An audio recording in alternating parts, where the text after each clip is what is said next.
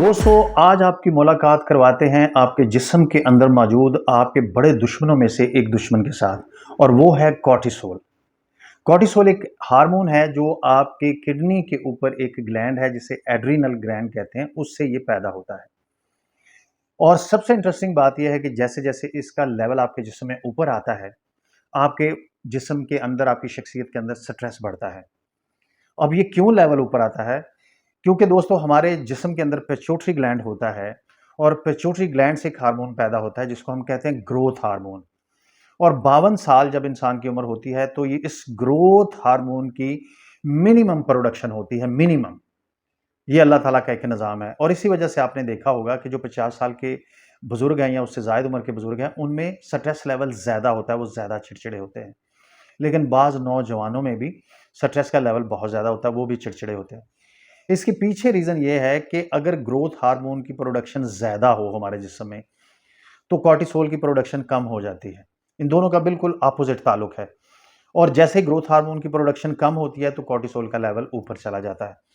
अब हमने ये सोचना है, अब हमने देखना है कि हम कॉर्टिसोल की प्रोडक्शन को किस तरह कम कर सकते हैं और ग्रोथ हार्मोन की प्रोडक्शन को किस तरह ज़्यादा कर सकते हैं।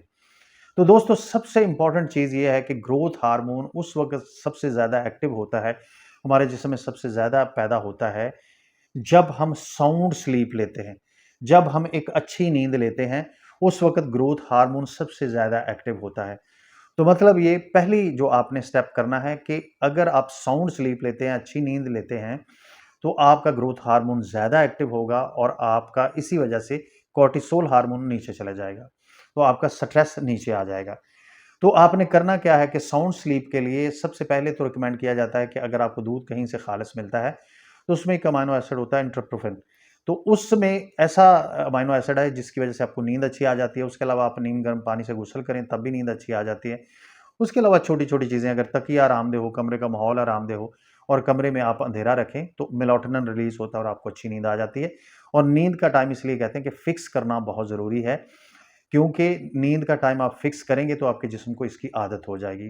तो कॉर्टिसोल लेवल को कम करने के लिए और ग्रोथ हार्मोन को बेहतर करने के लिए सबसे पहला स्टेप नींद, साउंड स्लीप, ये पहला स्टेप, और इससे स्ट्रेस भी यकीनन कम होगा। दूसरा स्टेप क्या है कि आप सनलाइट, यानी कि सूरज में आप देखते हैं कि हमें विटामिन डी मुहैया करने की एक ताकत है।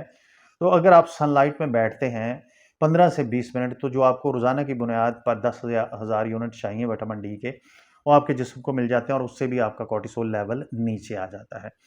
तो सूरज की रोशनी में बैठने से भी आप अपना कॉर्टिसोल लेवल नीचे कर सकते हैं, और उससे आपका स्ट्रेस बेहतर हो जाएगा।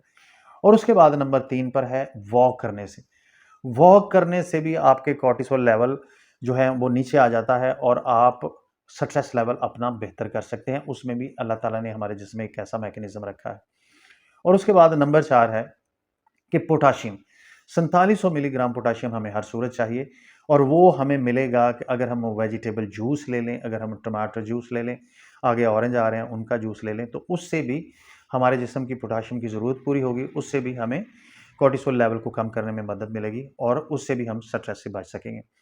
और दोस्तों, सबसे आखिर पे हमारे लीवर से एक हार्मोन जनरेट होता है जिसे आईजीएफ कहते हैं, इंसुलिन लाइक ग्रोथ फैक्टर।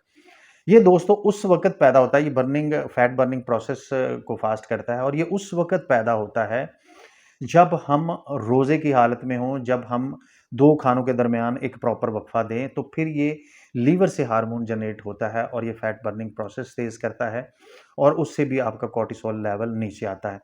तो जो लोग बार-बार खाते हैं, जो लोग खाने के दरमियान प्रॉपर वक़फ़ा नहीं देते, खाने के टाइम को फ़िक्स नहीं करते, उनमें इस आईजीएफ की जो अफ़ज़ाइश है वो बहुत कम होती है, जिस वजह से उनका कॉर्टिसोल लेवल बढ़ जाता है, और इस वजह से वो चिड़चिड़े हो जाते हैं।